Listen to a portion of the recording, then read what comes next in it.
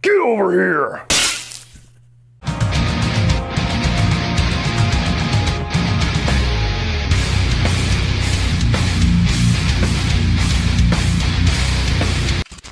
So Spider-Man Miles Morales tells the story of the new webhead taking care of Harlem and Peter Parker's absence, learning to manage his powers, his responsibility, and choose his own path as the new Spider-Man. What's up, guys, and welcome to my first official PlayStation 5 review. Very exciting. But this game is exactly the same as it was on PS4, so if you only played it on that, have no fear, all of my thoughts are going to apply to that game as well. So Spider-Man Miles Morales was one of two games that I bought at launch. The other one was Demon's Souls, which I just started getting into. Whew, maybe when I beat that in the next 5 years, we'll talk about that one. Spider-Man Miles Morales, though, is a side story slash sequel to last year's Marvel Spider-Man on the PlayStation 4, which I was a big fan of. I actually have a review for that. I'll put a card up here somewhere. That game, I loved the story, loved the gameplay. The only issues that I really had with it for the most part was that it was way too dense with side missions. It took forever to get all of those things done to get the Platinum Trophy. So, with Spider-Man Miles Morales, new character, new story, same environment, same type of gameplay, is it a good sequel or does it feel like been there, done that? Starting off with the positives, the first one is Miles Morales himself. Now, you got to play him a couple of times in the first game whenever you were more so taking the story side of things where you're walking around, not really doing Spider-Man things, and it was showing the origins of Miles Morales in that game. So we all knew good and well that eventually there was going to be a game where Miles Morales was your playable character. You get over here, and he does play slightly different than Peter Parker does, but story-wise and character-wise, I really enjoyed playing as Miles Morales. He's a different character than Peter. Peter was already 8 years deep whenever we played the last game. This is somebody who is very much learning as we go. We're kind of learning along with him about the powers of Spider-Man, the responsibility of Spider-Man, the weight on Spider-Man's shoulders, all of the difficult decisions that come into that, some of the personal relationships that he gains and then has to break to do the greater good for Harlem. It's a good story, he's a good character, and I enjoyed going along the ride with Miles Morales. Going along with that, it is a shorter story. This is definitely a shorter game than the first one. I think on my New Game Plus playthrough, I went through it in about 6 hours, maybe even less than that, which don't let that scare you away. There's plenty of things to do in the city to flesh that out. If you're just doing story missions and flying through it, it is a short game, but then again, the price tag reflects that. The story was good as far as showing this warring factions basically with this technology group that rocks on, and then you have this underground terrorist group called the Underground. They're both battling for this energy source, and all in the middle of it there is some personal ties that Miles Morales has to it that he and you discover throughout the story of the game. There was enough emotional weight there, similar to the first game, where he has to make choices, he has to face people that he loves and that he thinks is family, and, you know, do what is going to be the greater good, what is probably going to be a really shitty decision for him personally, and I enjoyed it. I thought it was a good enough story to go along to get us introduced to this character, to hold us off for whatever the next Spider-Man game is, and I didn't feel insulted at the length of the game. Then you get into the gameplay. It's very much been there, done that, but that's a good thing here. That's not something where I play it and I'm like, oh, there's not a whole lot new. You get a couple new powers. There's this electric power called Venom power, which is confusing in the Spider-Man world when you say the word Venom, but essentially, you have these electric powers where you can blast everybody around you, you can kind of charge up your punch, you can zip around almost like Electro in a couple of spots, you have an invisibility feature later on. There is some new things to do with Miles Morales that you couldn't do with Peter Parker, but essentially all the web swinging, all the fighting, all of the stealth missions and the fighting, it's the same stuff that you did in the last game, and if you enjoyed it there, you will definitely enjoy it here. There you go. I heard something. Oh yeah, Crash Bandicoot's a bitch. Even the new one, the fourth one I played for a couple hours before I started moving, and that one's old school hard.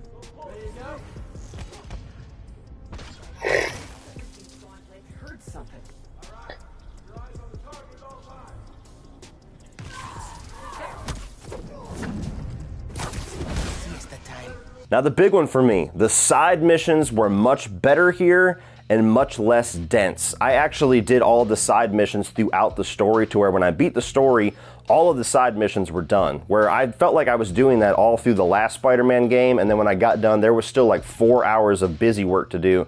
And you don't want your side missions to feel like busy work. You want them to feel like an extension of the gameplay. You want them to feel like something that's fun or challenging or kind of like a collectible. You want to go through and just spend time doing this to spend more time in this world. You never want it to be cumbersome to the point where you're annoyed. The last game didn't quite do that. Spider-Man Miles Morales did it beautifully. And finally, we'll talk about graphics. Now, this is obviously the big thing that is going to be featured in the PS5 version over the PS4 version, although I'm sure that game looks amazing as well. I kept mine at the 30 frames per second, but heightened graphics mode. I think it was called fidelity mode because I'm more of somebody that I would prefer it to look better and still play good. I don't really care if it's 60 frames per second or not. So to me, that was the ideal one to play. And graphically, this game was gorgeous. I mean, I put like maybe 5 or 6 live streams up while I was playing this, which is another feature of the PS5 that I love. And every single live stream, there was somebody new that would join and watch and would say, my God, this game looks amazing. And it does. There's so much color. The colors that are on screen are very vivid. It's smooth. The loading is just like this. I mean, you can go from one end of New York to the other in literally 2 seconds. It transitions seamlessly between gameplay to cutscene back to gameplay. It never feels like there's a loading screen or a lag time or like a break there. It's just one seamless experience. You could play the game from start to finish and never felt like the damn thing loaded once. And it's gorgeous. Like all of the blacks and all of the purples and the reds and the yellows when you have all these different powers, and even in the cutscenes as well as the gameplay, or even these segments where you do like these finishing moves and it kind of turns into a mini cutscene where you beat somebody's ass really quick with this slow motion move. The graphics are incredible in this game. Moving on to the mixed aspects, I have 2 major things, and one of them is really just in comparison to the last game. I don't know if that's fair or not, but for me it seems like the most obvious thing to do. The story weight, the emotional weight, the wow moments, the big memorable gut punch moments in this game, not nearly as big as they were in the first game. So I don't know if they're saving that for another big full-on standalone Miles Morales game, or if they were trying to do that here. There's certainly some emotional moments. There's certainly some moments of loss and very gripping choices that you and Miles Morales have to make, but it never felt as deep as Peter being betrayed by Dr. Octavius, or him having to choose whether or not to give Aunt May the serum or not. Like huge moments from the last game that were like, holy shit, I gotta take a break and process this.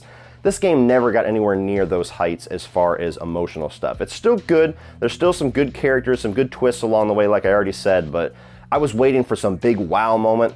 Never really got there. And my other mixed aspect, I don't know if I mentioned this in the last game or not. I didn't rewatch my review to get my thoughts back into my head, but there's some moments in this game, like there were in the first game, that were mostly Miles Morales segments, where you're not doing Spider-Man stuff anymore. You're just kind of locked into Miles Morales in his street clothes, and you have to walk around and talk with people or relive memories. Story-wise, I get what they're doing there, which is why it's in the mix, and I don't completely hate it. But gameplay-wise, I feel like it just slams on the brakes whenever you are in this game. If you're just blasting through all of these enemies and you're swinging around New York and, you know, you're cleaning house with all these side missions, and then you get to this mission where you just have to stand there and you're walking around, it literally feels like you want to run, but the game makes you crawl, and you're like, come on, can we get through this spot? As far as negatives, I really don't have any for this one. I think that for what it is, which is a cheaper game if you don't buy the deluxe edition, which I did to get the Spider-Man Remastered, which I still think $70 is pretty reasonable for those 2 games. When you look at the fact that this game is a shorter game for a cheaper price tag, and it is very much a side story, origin story for Miles Morales, so that they can in the future do more Peter Parker stories and more Miles Morales stories, this is exactly what I would want from this game. It delivered everything that I wanted. There was never a point where I felt cheated. There was never a point where I felt like this was DLC that they just repackaged, which I was afraid this was going to be when they first announced it. This is a damn good game. If you liked Spider-Man or even loved Spider-Man from last year, it is a must-play. If you're getting a PS5, this is the game that I would recommend to get with it for your launch title, because it just gives you everything that the PS5 is saying that it can do all in one badass little package. If you're somebody that has not played the first game, I would not recommend playing this one first, but pick up the deluxe edition, get both of them, and play both of these games, because if you're a Spider-Man fan, these are among some of the best comic book hero games that you can play alongside the Arkham Asylum games. So if you're a fan of Spider-Man, if you were a fan of last year's game and you want to see what Miles Morales can do swinging around in New York, get this now either on PlayStation 4 or PlayStation 5 if you're lucky enough to find one. It's a great follow-up to last year's game, and you will have fun the entire time playing it. So what do you guys think of Spider-Man Miles Morales? Are you a fan of this one? Were you disappointed in it? Do you not enjoy it as much as the Peter Parker storyline? Did you enjoy it more? Do you want to see them do more Miles Morales stuff, or do you want to see them do more Peter Parker stuff? Let me know down below what you guys think. Or do you want a game where they play both of them and you can choose and switch back and forth? That would be kind of cool. Hey, pay me for that one if you guys are going to use that idea.